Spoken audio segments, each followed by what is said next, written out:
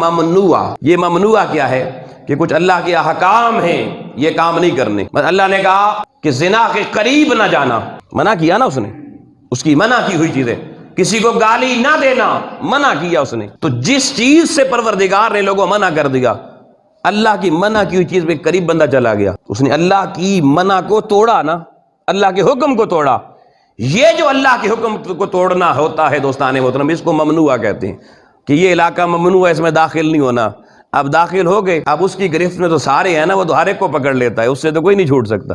اس نے پکڑ لیا، اب دنیا پکڑ لے تو جرمانہ شرمانہ دینا پڑتا ہے. تو اس کی حضوری میں کیا کرنا پڑتا ہے؟ اگر زندگی میں لوگوں اللہ کی ممنوعات والی چیزیں اختیار کر لی، اس کے حکم توڑ ڈالے، تو اس کے حکم کو توڑنے کی توبہ یہ ہے کہ ہر روز 100 دفعہ استغفار پڑھ کر اللہ کی حضوری میں سر سجدے میں رکھ کر کہنا، مولا جتنے توڑے ہیں سب کے لیے تیری بارگاہ میں رجوع کر کے تجھ سے معافی مانگتا ہوں، اب جو دن رہ گئے اب نہیں توڑوں گا. اب زندگی بھر اگر وہ ہر روز یہ معمول رکھے گا، پھر قریب ہے کہ اللہ اس کی موت پر اس کو معاف کر دے.